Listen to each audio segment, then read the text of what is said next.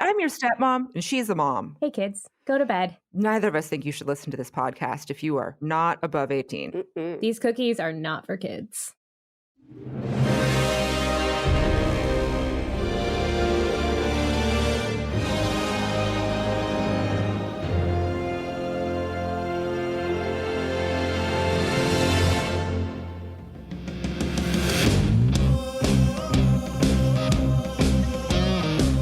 Hello, listener. You clicked on I Seduce the Dragon, but you know what you did. I don't STD, you STD. We all STD. We are playing Icewind Dale, the Rime of the Frost Maiden. I'm Jess, I'm your DM, and I'm here with our players. Introduce yourselves. I am Ryan Keeley, and I play Erastus Brainerd the 12th. I am a satyr, artificer, memory-challenged half-elfling prince. Are you? I don't know. Not an elf. No, not an elf. Why? She's got the memory challenge down. Damn it. You mean Faye, right? Faye. Faye. Yeah. Yeah. Ryan is a method D&D actor. She's so in character. I am a satyr from the Fey Wilds. That's actually true, right? Yes, that is true. That is accurate. I think she's reading it off of something. Hi, my name is Christina, and I'm playing Tori Cole, the wood elf rogue. He's a father. He's a were-tiger. He's great with rope. He's bad at people, and he's just out here doing his best. Bad at sun, good at steel. He's good at roguing, bad at fathering, mid at were-tigering, I would say. Unproven. I heard that as good at roping, and I was like, fuck yeah. He is good at roping. But you said roguing. ¿Por qué no los dos? There's a lot of overlap with roping and roguing. Yeah, especially how he does it. Yeah. I'm Dana. I play Gentry Rose Bitter Creek Dumont, human cleric, who is also a demigod, though none of her friends believe her, and she doesn't really know how to do it very good yet. Yet.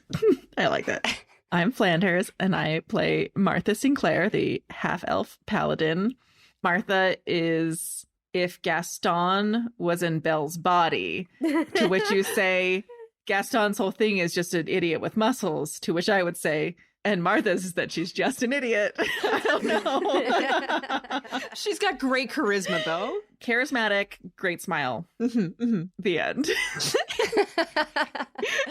I'm very, very excited to see how this dinner turns out. So let's get. Wait, do you introduce yourself? She did. She went first. Oh. Did you say your name? Yeah. Yes. Oh. I'm Jess Parks. Okay. I'm the DM. There. I'm your worst nightmare. What race are you, Jess? And I defy definition. You can't put a label on her. She won't be put in a You box. can't. Don't call me DM. I will break your every expectation.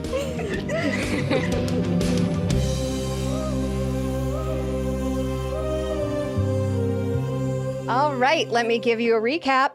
You all traveled to Lonely Wood with Elfie and Sagan in tow. Tori, you met Fox and accepted an invitation to dinner. Meanwhile, outside of town, Erastus, Gentry, and Martha met a were-tiger who introduced herself as Scarra. It's spelled with 3 R's, according to Christina's notes. Actually, if you'll notice in my notes, I added an R every time I said her name. So Amazing. I think by the end, how many are there? There are 7 R's the last time I mentioned her. Amazing. You finally arrived at the correct spelling. She gave you the whole scoop on Fox, and now you know that he was patient zero of the Tiger Curse and has led his tribe to massacre and now occupy the sleepy town of Lonelywood. Scarra also told you that he likely has hostages in town, kept alive only by the chance that they may become were-tigers on the next full moon, and invited to join his tribe. And you made a plan, I think. What was that plan that you made? What was the plan? The plan was to infiltrate, to try and find Tori's stepdaughter, Anvig. Also like a totem, I guess, to like an old dead tiger god or whatever, you know, not important. Just the source of his power or whatever. But because Tori has an invitation to dinner, he figured that he could probably get away with inviting a spouse or potential spouse. A +1. A +1 to the meal. And Tori selected his best friend, Martha Sinclair, to be his betrothed. Well, the dice selected. Yeah, I think I rolled for it, but yes. Hey, storytelling. Okay, there are no die. There is just fate and decisions. And yes, Tori selected Martha to join him in the were-tiger infested town for a night of some subtle scoping. See if they could find out where the people are and possibly where the totem is. At the end of the session, Tori and Martha began making their merry way into the town. Marry, merry way. Why do you want to, have you seen him? Do you want to marry him? It is gonna be so funny.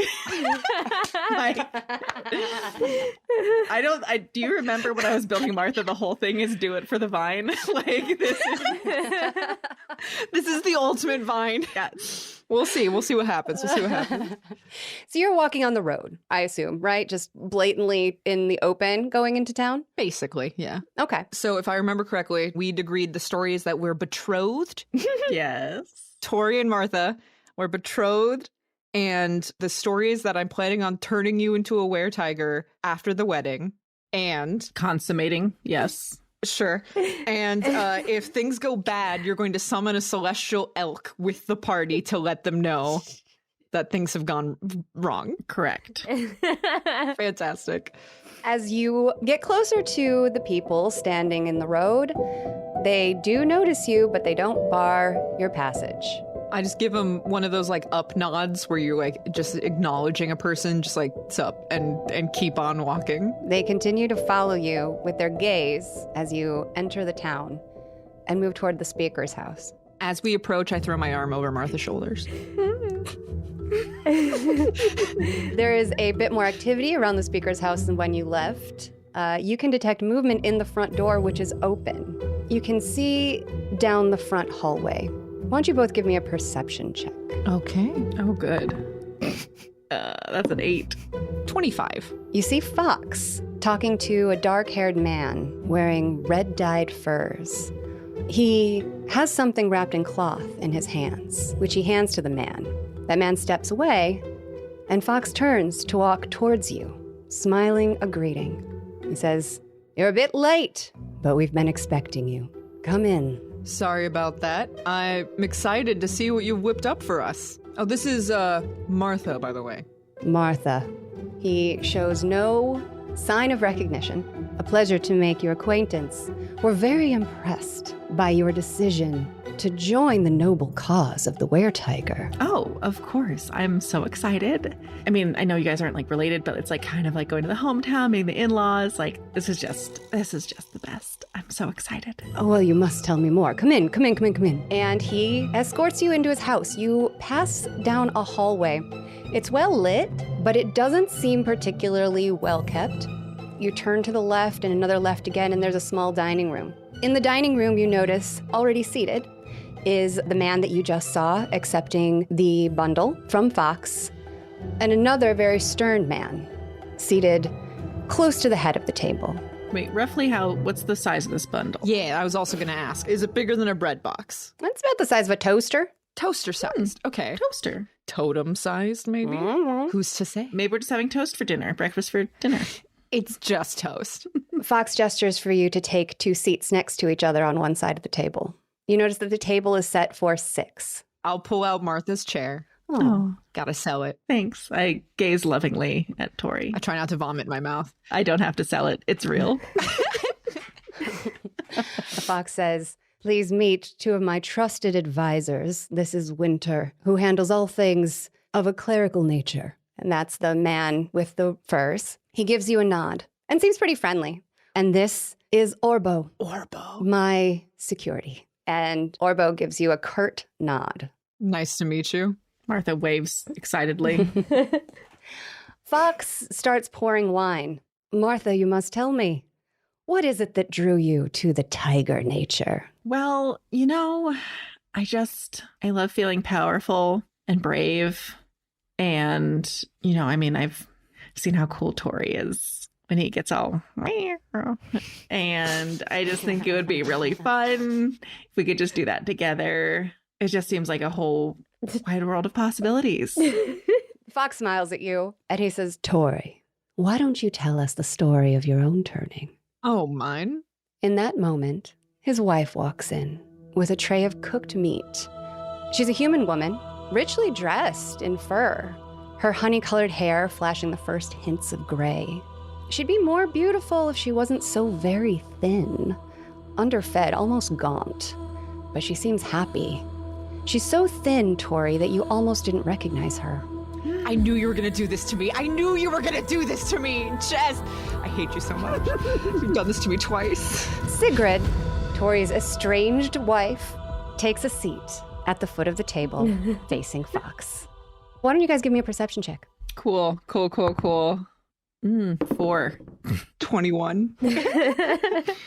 Tori, you notice on her left hand, she wears a silver ring inlaid with tiger's eye gemstone. It is not your wedding ring. Nope. Wedding wing. Wedding wing. That's not your wedding wing. Give me an insight check. Well, no, I know where that one is because the boy has it. 12. With a 12, you know that silvered items are painful to wear, Tigers. Ooh, always or just when they're... Always. When you come in contact with them. As she sets the tray down and her eyes land on you, Tori, she freezes momentarily, then continues serving and takes a seat. She looks equally surprised to see you, Martha. Tori, Martha, you must meet my beautiful wife, the light of my existence, Sigrid. And she gives you a nod. Pleasure. Martha waves and says, hi. Can I do some kind of check to, will the name, ring any bells? Because I feel like Tori's probably mentioned her, but I'm also very stupid. I do think he has mentioned her name. Do an insight check. Okay, perfect. That would be a 3. That's better somehow. Never heard of him. Sigrid's such a common name, it probably means nothing. You can't throw a rock without hitting a cigarette in Icewind Dale. I'm so excited. Back on the outskirts of town, Erastus and Gentry, you're there with Alfie and Sagan. Mm-hmm. And Skara is getting restless. She's pacing, and she says, I cannot stay here. I must prowl. I'll keep an eye and protect you. So she starts walking away. Cool. You're going to come back, though? She gives you a wave off and continues walking away. What does prowling look like? It's like when you do a runway walk. It's very sexy, you know? It's like what I do when I'm approaching someone new at the bar. Gentry, it's been days, but the afterglow of the conversation with your grandmother still warms your heart. Has Gentry thought in this time about what her godly purpose might be or how she might locate followers? Well, she would like there to be, from a follower's bosom, their chest, a radiating warmth and glow. Kind of reminiscent of her ability to thaumaturgy things and also her grandmother's glowing, beautiful rack that she uses as her... I swear I thought you were going to say that all of your followers just get great tits. That'd be so much better. It would be awesome. I do just Care Bear nipples, though, as an option, though. A warm glow. Yeah. That, I guess. So yeah, just hard nipples that shoot fire. Gentry, you feel in your chest a slight warmth, and you've got some time to kill. Might you practice opening to prayer? Oh, yeah. Please don't do that in front of me. I love to putter, so I am happily engaged in puttering and setting up a cute little campfire and checking our sled and making sure everything is cute and organized. I love that. How far can I go with Pass Without Trace being cast on my friends? 30 feet. So yeah, I'll cast it on us and then I'll go 30 feet away. Okay. And maybe just find a nice tree to lean up against and take a little sit down. Okay. You cast Pass Without Trace, and everyone is protected under a veil of silence as you take a seat at the base of a frozen tree. It's cold here. Very, very cold. You might not want to spend too much time here, but you have a few minutes. You settle into the tree and close your eyes. What do you try? So Gentry has a very noisy brain, I imagine. So I think she tries to do that thing that when you're told to you're guided into meditation or in yoga, then the teacher's now think of nothing. And you have to keep telling yourself to think of nothing. It's like a very conscious effort to be like, I'm going to think of nothing and just be open. I'm going to think of nothing and just be open. Every now and then she's like, this tree's really cold. I'm thinking of nothing. Is Sagan running? I'm thinking of nothing. Am I thinking of nothing? What is even thinking of nothing? And then she's just trying to find a moment of just quiet in her brain. You approach mental peace like circling a drain. In concentric circles getting tighter and tighter and tighter, your mind quiets. Bit by bit, you begin to hear a hum, a soft drone, a sound with a scent. It smells like ripe summer strawberries. Ooh. And tickles your nose like champagne. Somewhere nearby, a prayer. Ooh. So much prayer, just up for grabs. It's a shapeless, desperate call for salvation, safety, warmth, life, a true belief that some great force may provide. You look around trying to manifest that glow to see what the source would be. And what forms before you, from the icy mist, is a glowing path.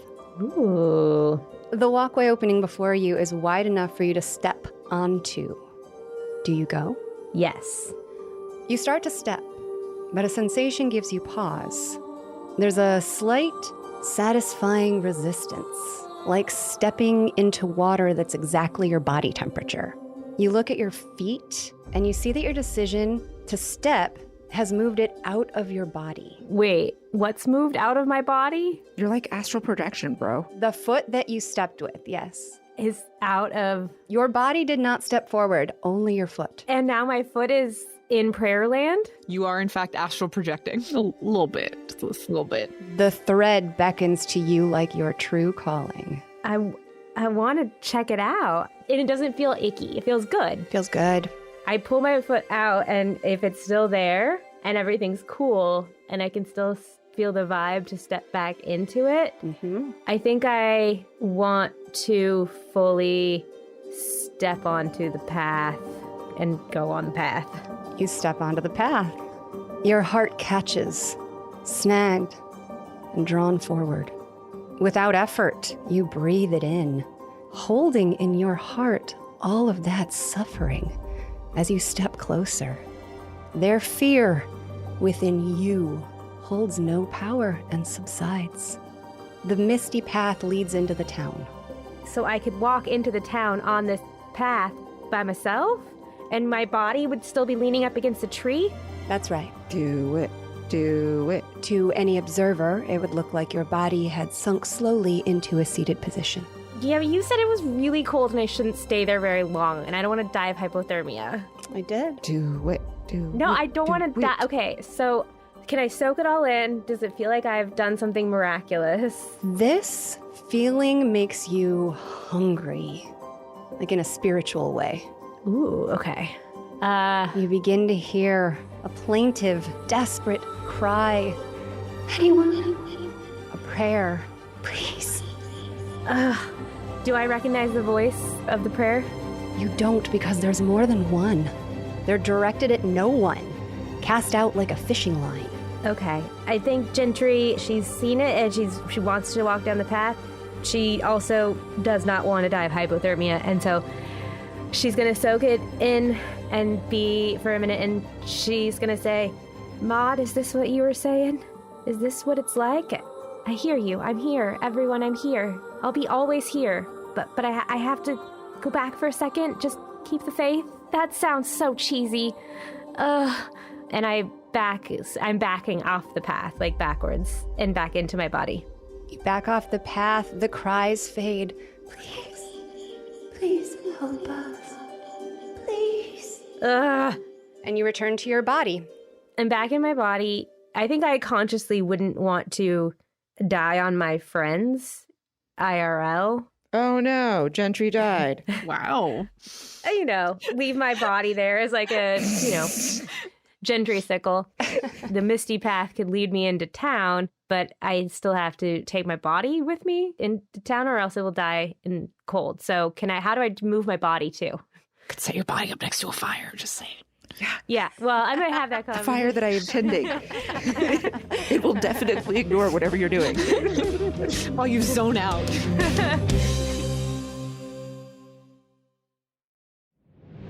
Hey there, your DM Jess here.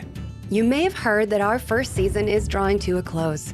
There's just one episode left, but I'm here to tell you where you can get your next fix. It's a podcast called Who's Taking Watch? It's D&D rules, but they run short arcs, love a short arc, in the settings of their favorite stories. The first takes place in the world of Robert Jordan's Wheel of Time, which is a series that I have loved since, well, let's just say I was reading it before it was even half published. Got in early. And Who's Taking Watch is the frivolous, improvised fan fiction that those books deserve.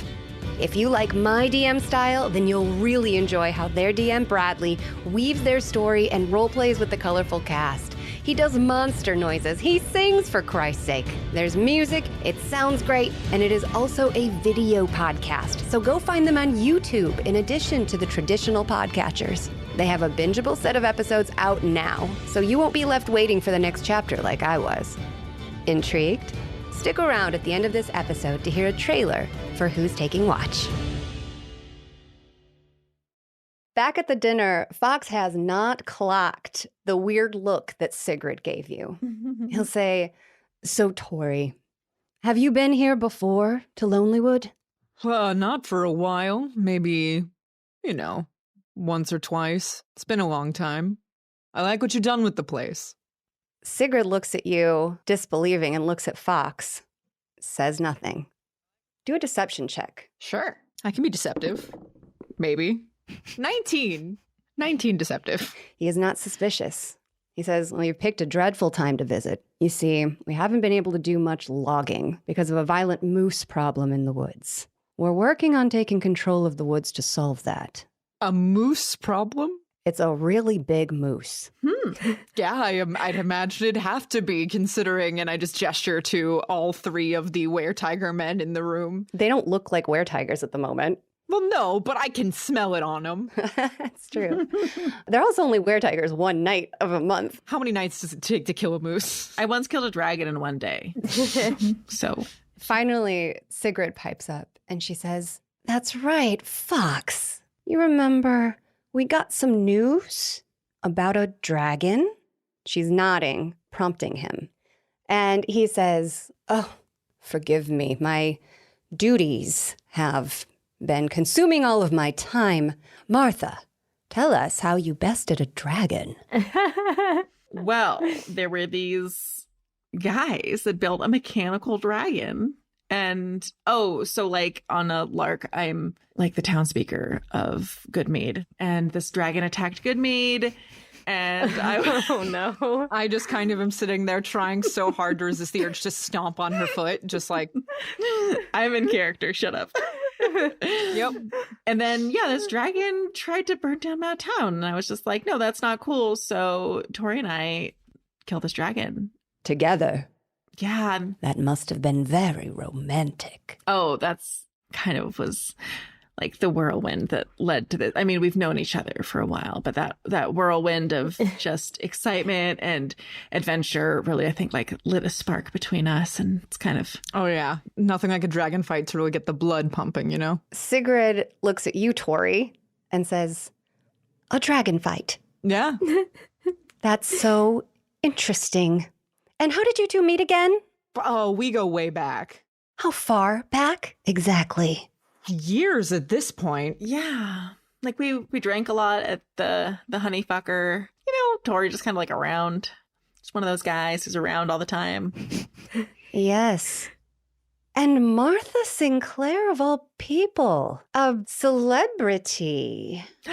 What's the latest pamphlet of mine you've read? Because so I've been having some issues with the printer, but I do have some that are only about 3 months old. So I'm happy to give you the updated ones if you haven't read those yet. The next one is going to be so juicy, though. Forgive me. I've only heard people talking about it around the campfire. Oh, here's my whole back catalog. Martha, I reach forward and I just kind of like take the pamphlet she's trying to hand out. I've been using the bag of holding only to carry pamphlets. I just kind of push it back into her hands and I say, later. We've been talking about ourselves so much. It's horribly rude. Please, how did you two meet? I'm sure it's in a fantastic story. Her eyes go wide and she looks at Fox and he says, Sigrid, you tell it better.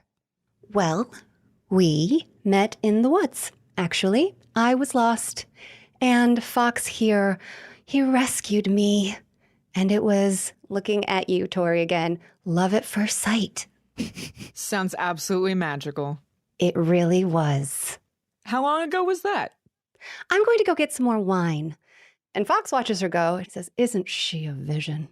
Are you two, is this new? Are you still in the honeymoon phase? Or is this an old flame that's still burning? We've known each other for a few years, but our love burns hot. She just lights my fire. Oh, I bet. Ew. Ew. I can't help but notice, though, we tried to let you know that we were ready for dinner, and you had not checked into the B&B I recommended. Not yet. You see, Martha and I, we have kind of when we're traveling, we have a little bit of a routine where I'll go in first and scope a place out to make sure it's safe. You know, she's rather well known in the 10 towns, so she's got a lot of those creepy kind of fans. You know what I'm saying? Now that you're here, I highly recommend that you stay at the inn.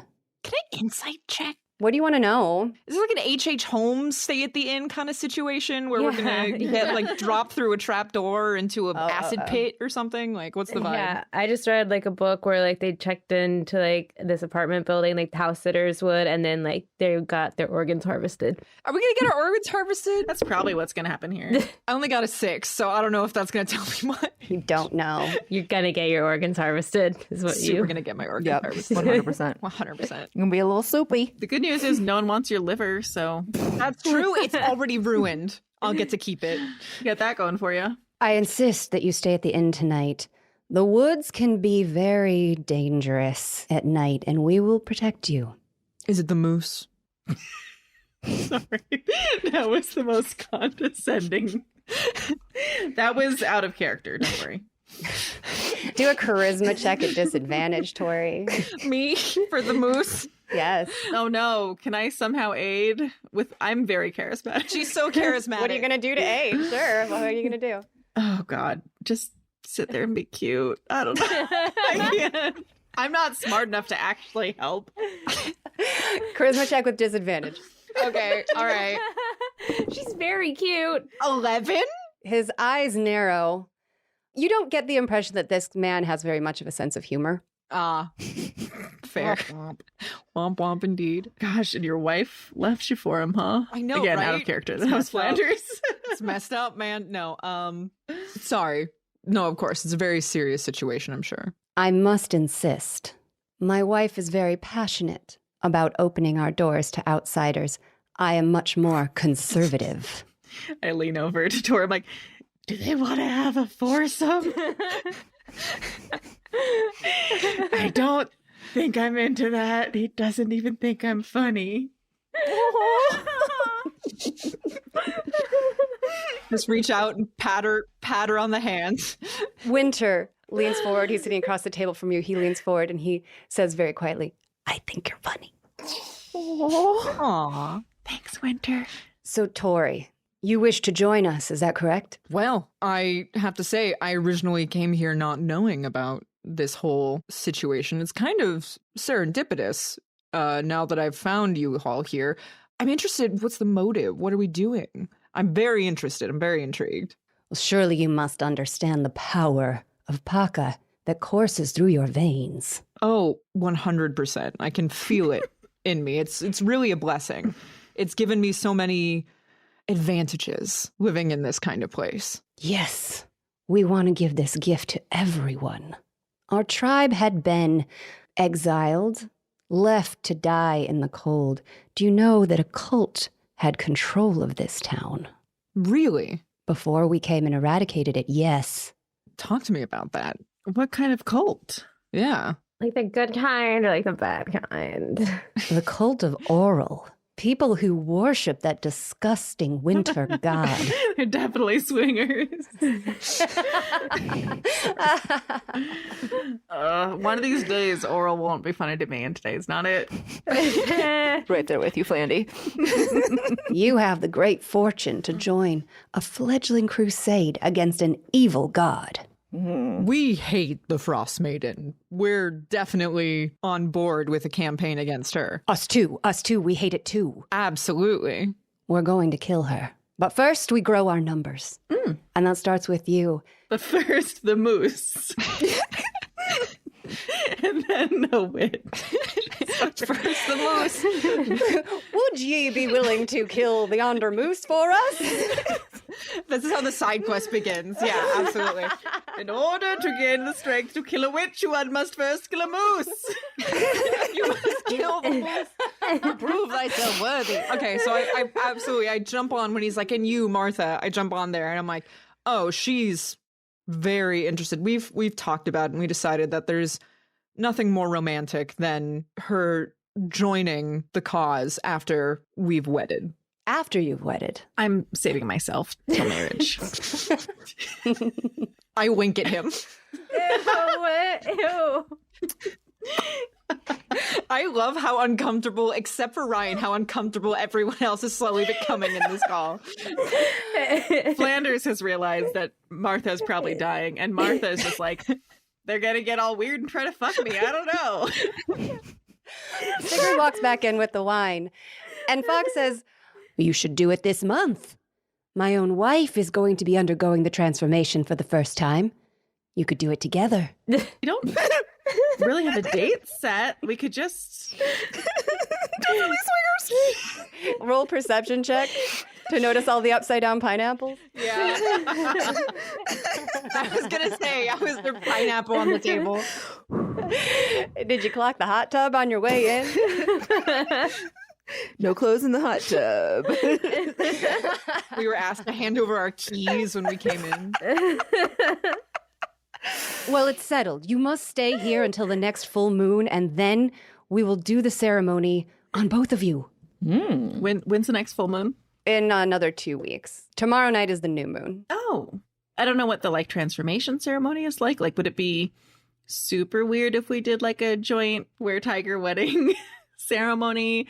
Or should we do the wedding, we can just do the day before? Just could you just make a quick courthouse thing? Is there a courthouse here? How does that work? And Sigrid says, a wedding. Well, lucky for you, town speakers have the power to wed people, don't they, Tori? Oh, I could just marry myself? No. Oh, sorry. Oh, you meant Fox. That's great too. That'd actually make it less weird. That's so convenient, isn't it? Yeah. It's so convenient. Really convenient. Crazy. The perks of small town living. So, Tori, where did you say you've been for the past few years? Oh, around. Icewind Dale's a big place. You wander, see the sights. Things have been changing. The sights. Yeah, there's a lot out there to see, a lot to run into, a lot to do out in the frosty wilderness. Mm-hmm. Was in Goodmead recently, obviously, to fight the dragon. Spent some time, all over the place. Where were the giants? There were the giants. That was Goodmead also. Giants were Goodmead. Oh, gosh. Yeah. But we were in Caerconnig. We went to East Haven for a little bit. We were just, all over the place. Really don't like to put roots down, No, I'm sure you don't. Well, you certainly should know something about that, right? You said you were lost in the woods. That's, traveling. I nearly died. Oh, terrible. Actually, in the woods. Sounds awful. If it hadn't been for Fox, I would be dead today. Crazy. Well, it's a good thing you had Fox. He is just so special. He's the love of my life. Yeah, I really swept you off your feet, I bet. He took over this town for me. For you? That's romantic. Tori, when we get married, can I have a town? You already have a town. Well, another you already town. have a town. I know, but I'm just that was elected. I don't, that's not romantic, getting elected. I look at Sigrid in the eye, and then I turn to Martha, and I lean in a little bit, and I say, baby, when we're married, I'll take over any town you want. Thank you, baby. Orbo goes, "Ugh." Back on the outskirts of town. Beep, bop, ba-doop. How's it going, guys? I'm deciding if I want to build a catapult or not. Oh. Because I feel like a catapult could just be a really good time. I'm currently figuring out how I can build some sort of like, those water balloon slingshots that you could. I'm just trying to figure out if I can attach one to my sled or make one that would work on my sled. I love this. Dana, what's Gentry up to? So Gentry comes out of her prayer haze and comes over to where Erastus is building a catapult. I'm stretching things between the poles. And Sagan's like, Erastus, can I help? Do you need anything cut? I have a knife. Oh, you got a knife? How much do you weigh? Oh, no. I don't know. You know what? I have an even better idea. What weapons do you have, kiddo? Oh, no. I have this knife, Okay.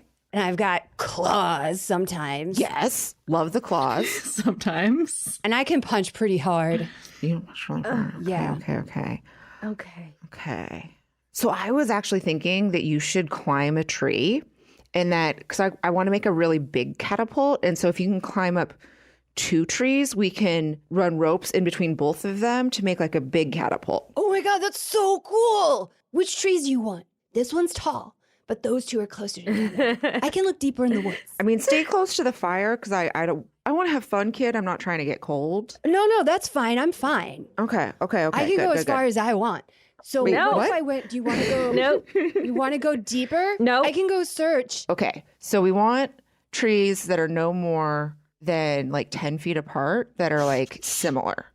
And then we should climb up them. I'm gonna get my pitons going. Got it. He's going to head off into the woods. Not too far. I'm not getting cold. I'm fine. I think Erastus and Gentry at the same time say not too far. I just start climbing a tree that's fairly close to the fire, and I'm gonna experiment with ropes up there. Erastus, I know where we're in the town where they are all being held captive. All the innocent folks from the town that they're waiting to turn into weretigers. I went into this zone over there. I'm gonna go back, but here's the thing: my body's just gonna kind of sit here. It's gonna be weird. I have heard none of this because I'm mostly up of a tree right now. Okay, just Erastus, don't do anything weird to my body and don't let it die. It's gonna look like I'm sleeping, I think. Okay? Thumbs up. Thumbs up. Fantastic. Okay. Can I cozy up somewhere? Do we still have mastiffs Yep. and a fire? Yes. Don't throw the dogs. Please don't throw the dogs in the catapult. No. I want to use my boots of the winding path to teleport around the treetop branches. Where did this item come from? I've had them for this whole time. And this is the first time they've been useful. Fantastic. Hold on. So you can fra-la-la around a tree. It's one of the items he can make. Yeah, it's in my infusions. Oh, I see. Okay. Holy shit, you can teleport 15 feet as a bonus action? That's what I'm saying. I don't want to bounce around the tops of the trees. It's going to be fucking sick. That is very, very, very freaking cool. Yeah. I'm going to climb a different tree and then see if I can teleport from one tree to the other tree. I just want to bop around the top of the trees and scout things. Erastus is blipping. So the noise it makes. Little... Yep, because I'm popping in and out of space. The creature must have occupied the space at some point during the current turn, which means that you can only go where you have been in the last 6 seconds. Oh. So you can pop back to a place that you were 15 feet ago, so long as you've just been there. Ooh! So this means I can run off the edge of a tree branch and then pop myself back to safety, right? Correct. Yes. That's what I'm doing. And I'm going like up the tree and like across the branches.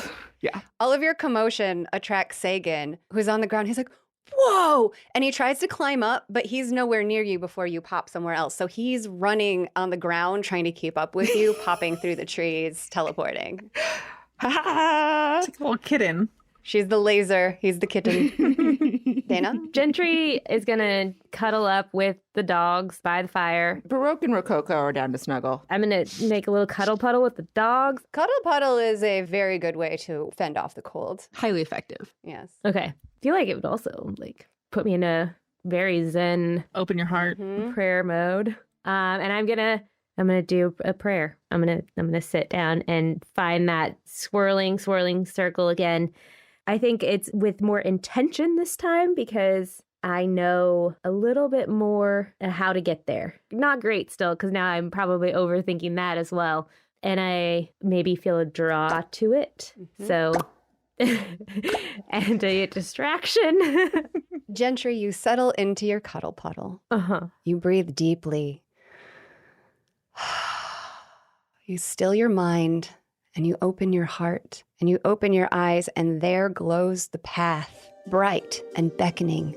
Each cry that travels down it disturbs the mist, and it dissipates for a moment before reforming back into the path. So I just take it one step at a time. Does it dissipate, but also as I move along it, does it get louder?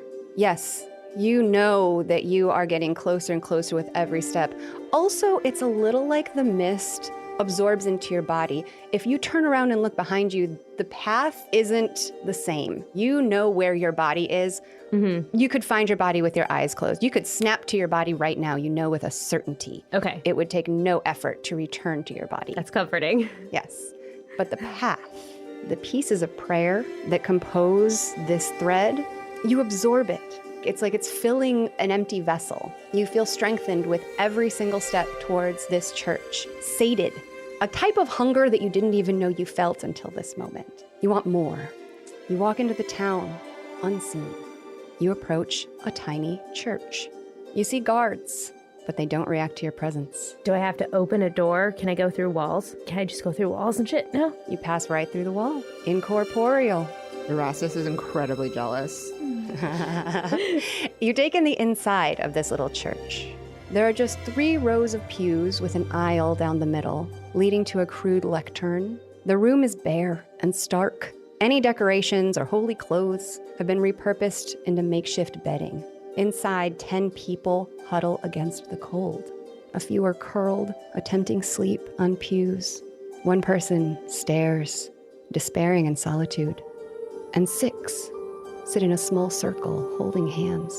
You notice the tracks of tears in the dirt on their face as their hearts scream into the void for salvation. Is it all adults? Is there children? It is all adults, but of various ages. So there's one that's crying. I want to try and like wipe the tear. And I think in that moment, can they feel me? And do I just plop in, or am I a presence? You have control over this moment. Instinctively, you know that you can be any of those things. So I want to physically radiate warmth when I appear because they're cold. And I want to dry the tear off of the one that's crying at first. And then I want to just be like, I don't want to be in the center because that's like too like praise me, but like a lot around the outside, like warming them. Do you want to be praised or do you want to lurk? Yeah, is the whole point to be praised? You're a demigod. Yeah. She's so bad at being a god. That's not going to be my vibe. I'm not going to be like, in the middle of a circle that's so cringe. So instead, you're going to envelop everyone? Smother them. You're going to smother them. I'm going to envelop them with warmth. A big group hug, basically. The woman leading, she scrunches her eyes and she clenches the fists holding the people to her left and right. And she says, "Can you feel it?" I'm here. And they pray harder. The intensity of wishing for help is so strong. I say, I'm here to help you.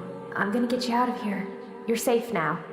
Do you whisper this to everyone? Do you just to the one person? To the, why are those other people not praying to me? Or just... They're tired. Okay. I don't want to like exclude them. You're being imprisoned. I say stuff loud enough for them to hear too, even though I'm like, why aren't they praying to me, says the woman who doesn't want to be praised? I want to be praised and worshipped more subtly. You want to be low key about it. You don't want to be too pretentious about it. God. I don't. I'm sorry. She's not one of those clingy gods. gods. She's a cool god. Yeah. You can't define me and put me in a box like that. Yeah, she's an East Side hipster god. Okay. I fucking envelop them. And the other ones too that aren't praying. I radiate warmth and then I slowly materialize, glowing with my bosoms glowing too. And I send out an energy. It feels like someone has like a secure like hand on your shoulder but I don't know how much I can do. I can't probably take them all with me on this misty path. You cannot. So Your power is limited in this prayer-answering astral form. But you are able to do effects to reinforce your presence. The sheer quantity of desperate faith that is being generated by the people in this room gives you the strength to do that. You have more power right now than you've ever felt as a god ever before. oh, nice. So you envelop them in warmth. You speak to them. Slowly, the people sleeping in the pews raise their heads. The group that are praying, they look up in awe. They slowly stand and stare at you, unwilling to let themselves believe. Hi. Hi. I know you're all really worried, and I can feel you pulling me here with your faith, and I'm gonna get you out of here. This is it. This ends tonight. You are not spending another night here. I promise. I promise. Thank you for believing. Please keep Keep up the good work. keep up the good work. No, I don't think you have the good work. Is there anything that you need specifically right now? Are you hungry? She says, I told you. I told you. And she falls to her knees in front of you, clenched, pouring forward faith. And the others see this and they follow suit. And now they are kneeling and they say, save us, preserve us, please. Unknown God, God with no name, the only one who could come for us. Like, if you had an idea for a name, what would, Oh my what are you sort of feeling? Workshopping right now. Back at dinner, Sigrid is more and more agitated as she swirls her wine, highly dissatisfied with the way that this conversation is going. And she says, so the two of you are going to stay here. You're going to stay here for 2 weeks. You won't leave town. You will get married by Fox, and then you will change her into a were-tiger? Is that your promise? Is that your promise, Tori? I'm getting a little, and I have my my best unperturbed, unbothered expression on my face. I'm like, I'm getting a little hostility here. I think that both Martha and I are definitely interested in joining the cause, and of course, Fox, if you would do us the honor, that would be fantastic. Fox, forgive me, husband. It is fear that has caused me to not be entirely honest with you. I know this man. He was the deadbeat I married before I met you. Is that Martha? Yes. Martha actually makes that noise. A dead silence falls over the table. Fox says, Sigrid, I am disappointed, but fear has been your crutch. We've been working on that. Can I get the vibes of that? What's the Yeah, that's fun. energy that we got here with this couple going on right now? What do you want to find out about it? We already know Sigrid has terrible taste in men and likes ones that are a little bit emotionally abusive. I don't know what's shocking about this. I mean, yeah, but is there she was saying it was fear that had me not say anything. Is she afraid of him? What's the vibes here? Okay, do an insight check. 16. Fox forgives her because he believes she is afraid of you. Ah, I see. So she is showing no sort of trepidation or fear towards him at all. This interaction between them is not threatening. I don't get that vibe. Not between the two of them. Got it. Not between the two of them, Tori. Haha. Fox says, Sigrid, I understand the noble cause of inviting outsiders, friendly-like, into the tribe. But I think this is proof that that doesn't work. Unfortunate. Well, hey now. Hold on a second. Orbo stands up and draws his weapon. I stand up with both my hands up, hang on a second. Roll charisma. Okay. 15? Orbo pauses. Fox, you can't say that this is a lie to you.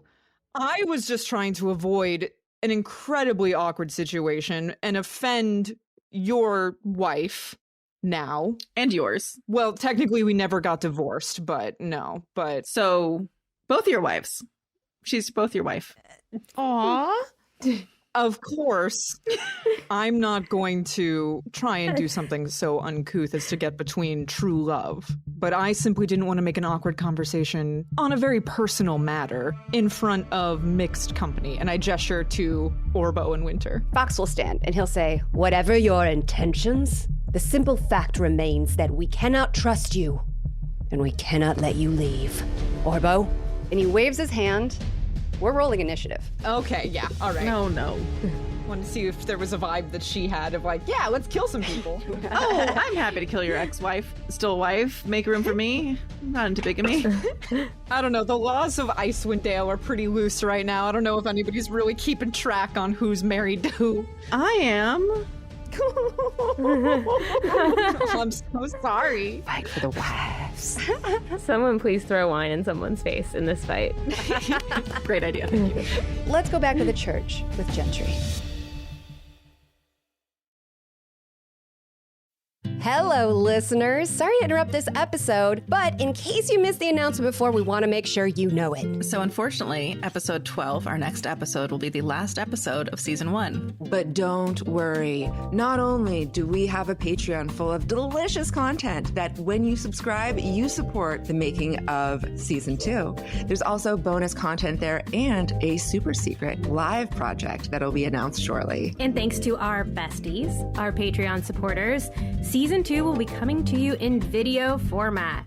That's right, you'll get to see our pretty faces and our reactions for each of those glorious nat 20s and heartbreaking critical fails. I hope not all of them, though. Like, it's not going to be like the whole episode, is it? The whole episode is just going to be a close-up of Dana's face. That's it. Please join our Patreon so we can just give you Dana's face. If you want to see close-ups of Dana's face in season 2, what we really need you to do, listener, is to rate and review the podcast. It gets the word out, and it gives us a little bit of serotonin to make it through. Please. Please. That's the energy we need going into the end of the season. Because we want to come back. Episode 12 wraps up season 1. Thanks for sticking with us.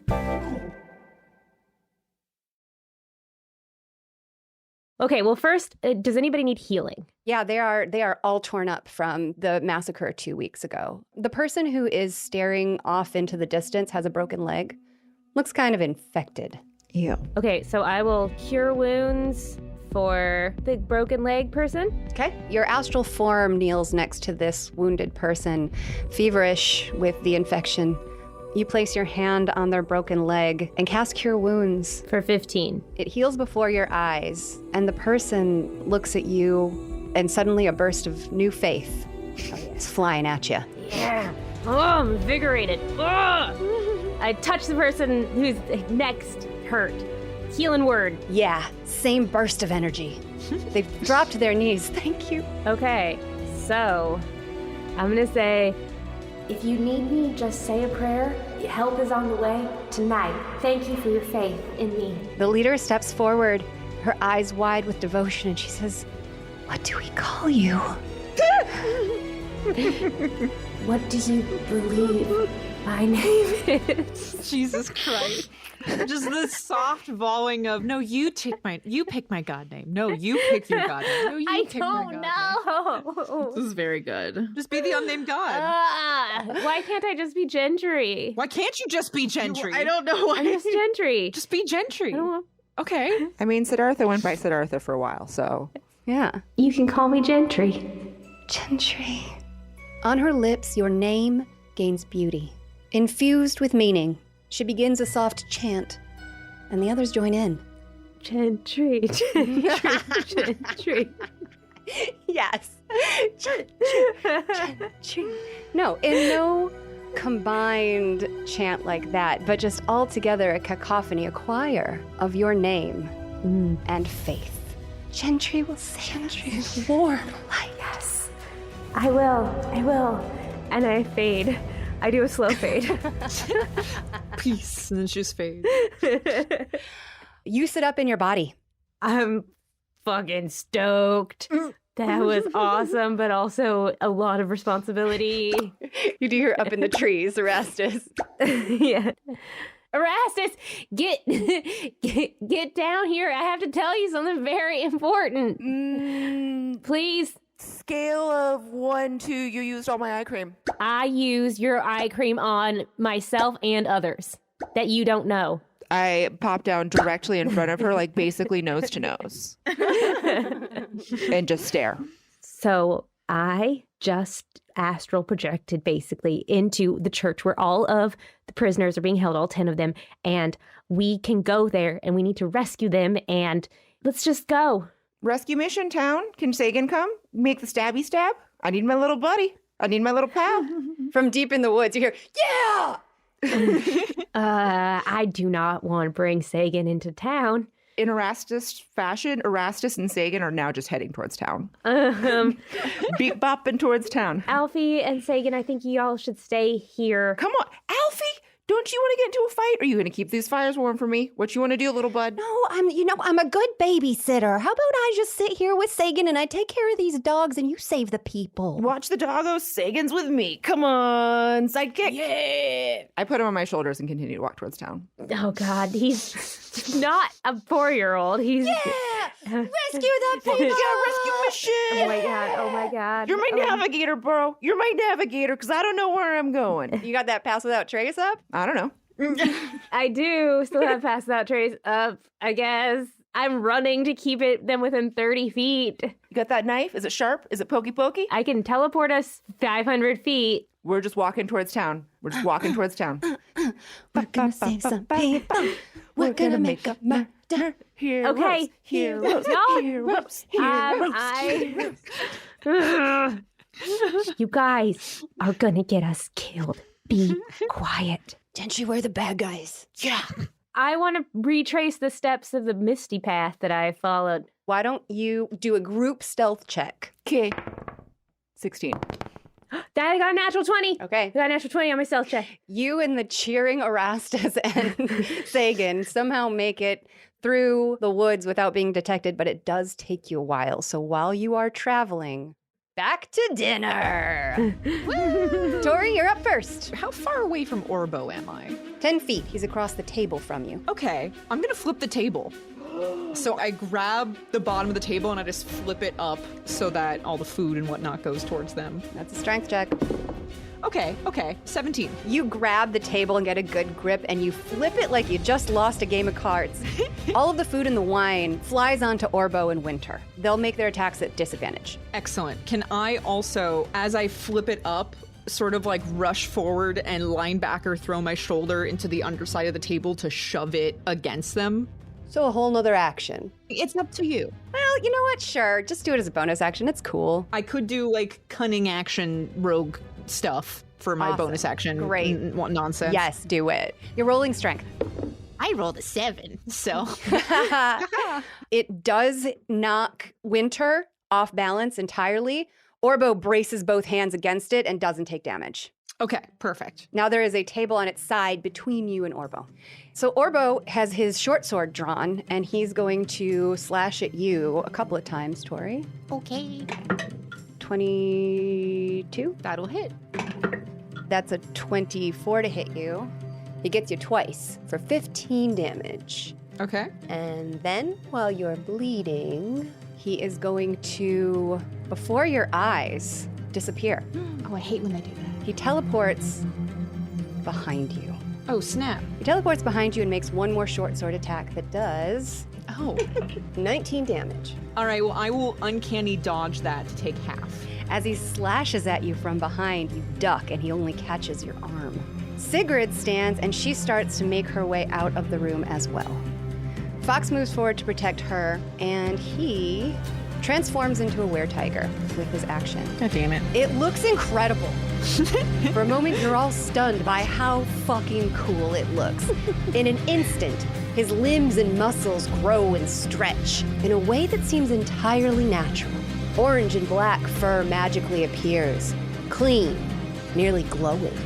As much as you can see peeking out from his clothing. All magical, so it scales and grows with him in proportion. He stands a snarling 12 feet tall. Martha's like, oh, I get it. Just give a little nod to Sigrid. He's also coming at you, Tori. And he's going to multi-attack because he knows how to transform. So he's going to get 2 attacks. Just kill me. It's fine. 11. That misses. What? 9. That misses also. He scrapes at you, but it's skating off of your leathery armor. That super sweet looking armor that you got from Torga. But I have no idea what it does. You haven't attuned to it? I don't know. I've been wearing it. I assume I'm attuned to it, but I've gotten no stat block on that, so. That's fun. I feel like you would know it. Okay. I feel like you would know it, but it might be more fun for you to find out later. So I'm going to withhold. Well, then let's do that. Yeah. Sure. Martha's turn. I'm going to take my Warhammer and go after old, what's his nuts? Orbo. No, not Orbo. Winter. Fox. Oh, Fox. No, I'm going to look at Winter and say, thanks for thinking I'm funny. And I'm going to walk past him and smash my Warhammer into Fox. Roll to hit. So that's 20 to hit. Yes. Okay, that's 7 damage, and I get a bonus attack, so I'm gonna smack him again with that Warhammer. Oh, hey, look. That's another 26 to hit, Yes. and that does 8 damage. Jeez, you are wailing on this giant were-tiger with He your... came after my man and didn't think I was funny. The 2 things I can't stand. I mean, Martha can't stand. These hits are hard. They are landing with thuds that you can feel in the floor. Back in the woods, Erastus and Sagan and Gentry, you see the tiny church within your sights. In front of the church are 2 guards. They just look like civilians, maybe militia, but they don't appear to be trained soldiers.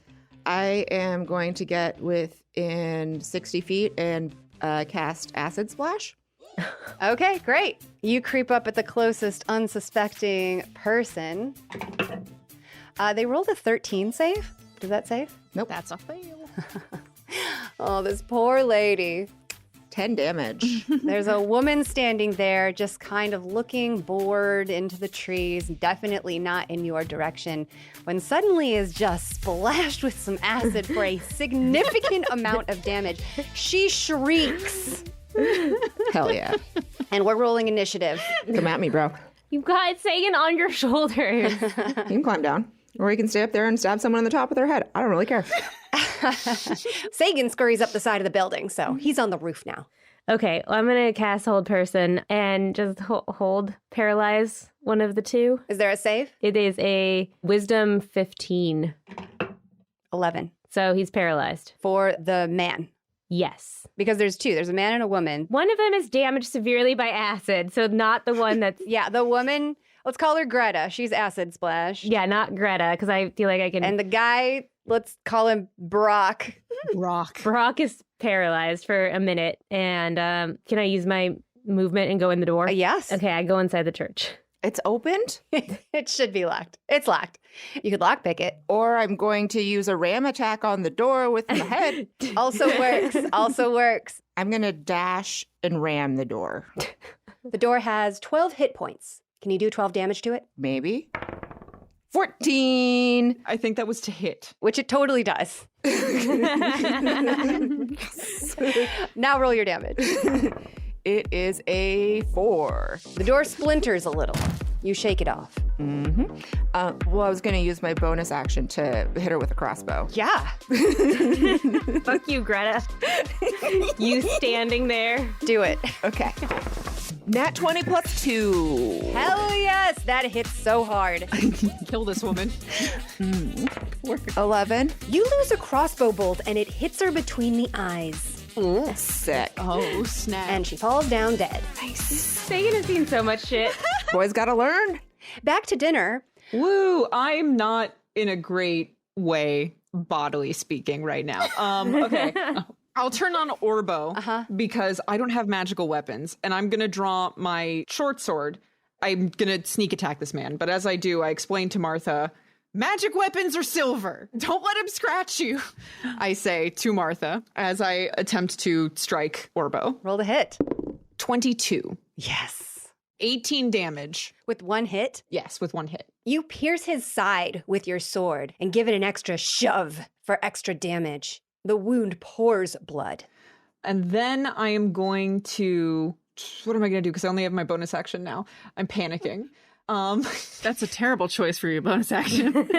Because he is in a bad way, you say. As a bonus action, I'm going to pull out my dagger and I'll two-handed fighting try to stab him.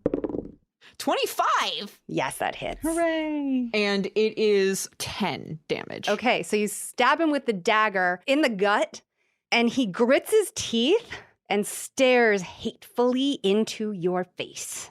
I spit at him. Nice. The blood that's coming out of my mouth, I just spit it at him. Hot. So good.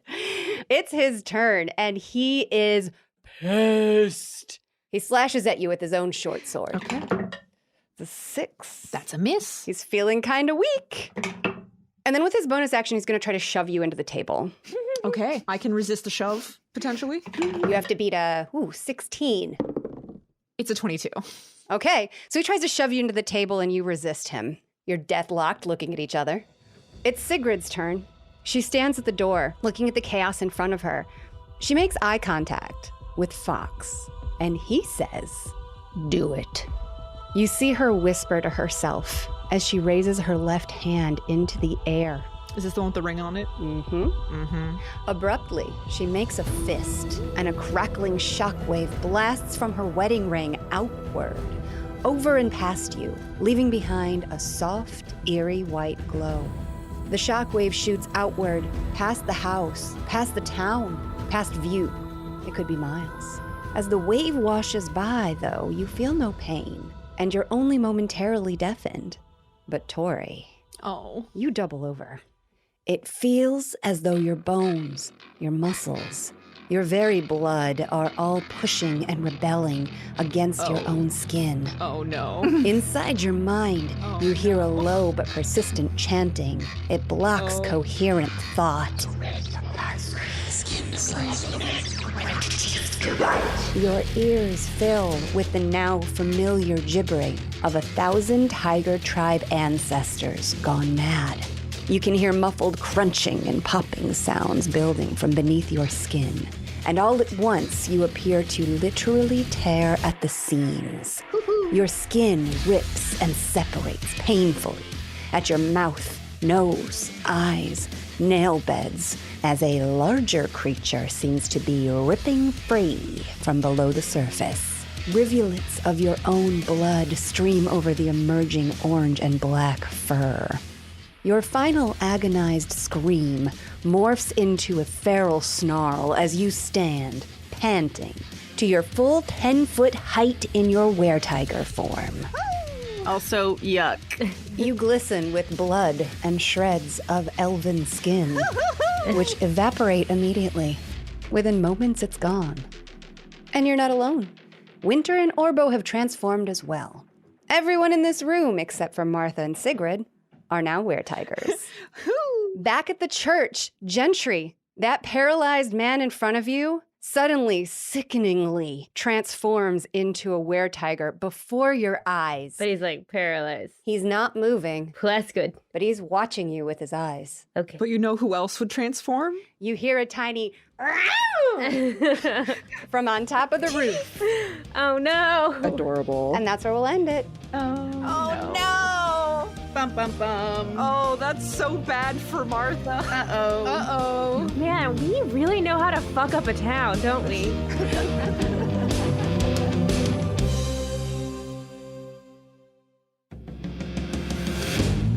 Thank you so much for listening to this episode of I Seduce the Dragon. Our cast was Ryan Keeley as Erastus, Vanessa Flanders as Martha Sinclair, Dana Scarborough as Gentry Rose Bittercreek Dumont, myself, Christina Van Epps as Tori Cole, and of course our DM Jess as the DM.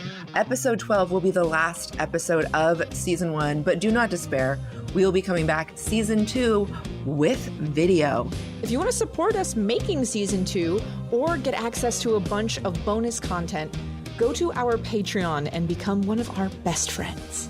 Subscribe for $5, help us pay to make this project, and rate and review us wherever you are, whatever platform you're listening on. That costs $0 and it means so much for us. And we're going to see you in 2 weeks.